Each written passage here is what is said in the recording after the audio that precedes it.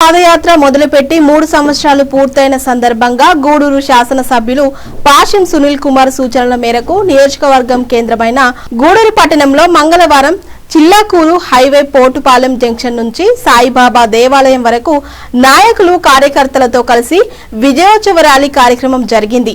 ఈ ర్యాలీలో గూడూరు నియోజకవర్గంలోని గూడూరు, చిల్లకూరు కోట, వాకాడు, చిట్టమూరు మండలాలకు చెందిన టీడీపీ నాయకులు కార్యకర్తలు పాల్గొన్నారు.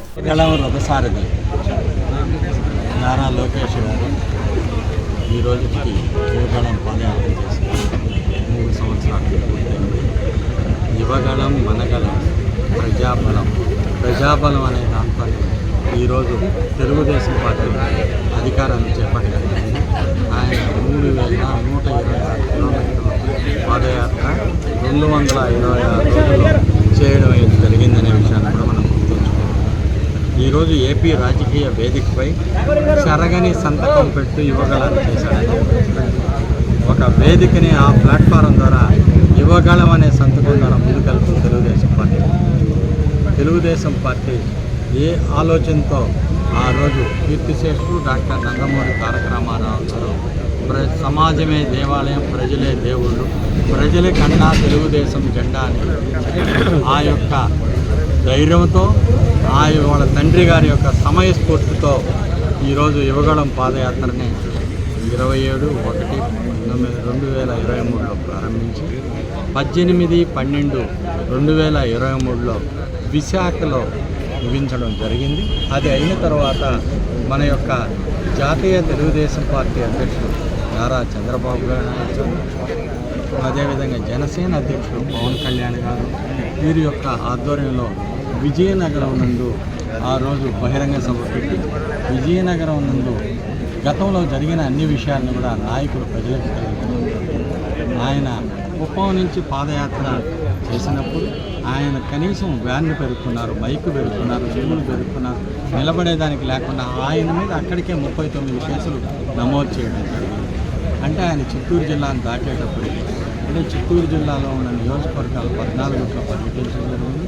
అదేవిధంగా కడపలో పర్యటించారు, అనంతపురం పర్యటించారు, కృష్ణా పోయారు, విజయవాడలో తెల్లారుజామున 3:45 దాకా ప్రజలు ఆయన కోసం చూశారు. ఈ విధంగా పాదయాత్ర అదే జైత్ర యాత్ర అయ్యి ఈరోజు తెలుగుదేశం పార్టీకి, జనసేనకి, కూటమికి 164 గెలిపించిన కనుక కూడా ఆ రోజు ఆయన 97 నియోజకవర్గాల్లో పాదయాత్ర చేస్తే 90 నియోజకవర్గాల్లో కూటమి ప్రభుత్వం అధికారాన్ని చేపట్టినట్టుగా చూసుకోవాలి. ప్రజల్లో ఉన్న కసిని, ప్రజల్లో ఉన్న ఆవేదనని, అవినీతి, అక్రమ, అరాచక పాలన కొనసాగించిన 5 సంవత్సరాల జగన్ పాలనని అంతమించాలని ప్రజలు ఆలోచించి ప్రజాబలంతోనే ఈరోజు ప్రభుత్వం ఏర్పాటు తెలియజేయాలి. మన ప్రియతమ నాయకులు గూడూరు నియోజకవర్గ శాసనసభ్యులు గౌరవనీయులు పాషం సునీల్ కుమార్ గారి ఆదేశం మేరకు ఈనాటి కార్యక్రమానికి విచ్చేసిన మా తెలుగుదేశం పార్టీ కుటుంబ సభ్యులందరికీ పేరు పేరున నా హృదయపూర్వక నమస్కారాలు మరియు ధన్యవాదాలు తెలుపుకుంటున్నాను. సరిగ్గా 3 సంవత్సరాలైంది. సరిగ్గా 3 సంవత్సరాల ముందు మన యువ నాయకులు నారా లోకేష్ బాబు గారు కుప్పం నుంచి అటు విశాఖపట్నం వరకు పాదయాత్ర స్టార్ట్ చేయడం జరిగింది. ఆ పాదయాత్రలో దాదాపు 97 నియోజకవర్గాలు ప్రతి ఒక్కరిని కలవడం, అన్ని రకాల ప్రజల్ని కలవడం, అన్ని రకాల సామాజిక వర్గాల్ని కలవడం, ప్రతి ఒక్కరిని కలిసి వాళ్ళతో మమేకమై వాళ్ళ కష్ట సుఖాలన్నింటినీ కూడా తెలుసుకోవడం జరిగింది.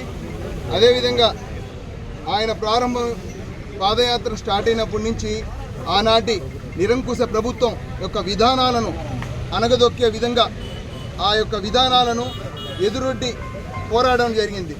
కానీ ఆనాటి నాయకులు చేసిన చేష్టలు ఏవి కూడా మన లోకేష్ బాబు ముందు చెల్లలేదు.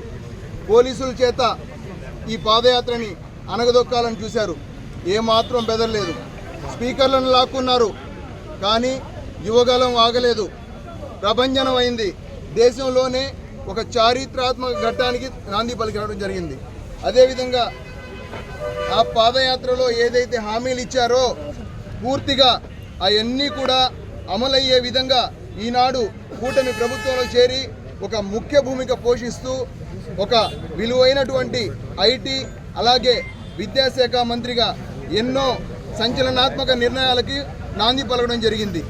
అదేవిధంగా ఆయన ఏదైతే చెప్పారో మెగా డిఎస్సి కానివ్వండి, కానిస్టేబుల్స్ రిక్రూట్మెంట్ కానివ్వండి, ప్రతి ఒక్కటి కూడా తూచా తప్పకుండా పాటిస్తూ ఈ రాష్ట్ర అభివృద్ధి కోసం అహర్నిశలు కృషి చేస్తున్నారు.